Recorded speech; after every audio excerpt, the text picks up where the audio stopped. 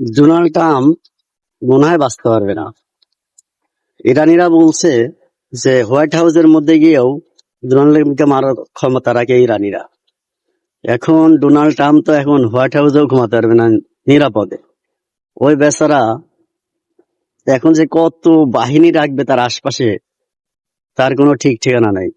কারণ হোয়াইট হাউসের মধ্যে গিয়ে যদি মারার হুমকি দেয়, ওই মানুষের কি রাতের ঘুম হবে আর ভাই কখনো?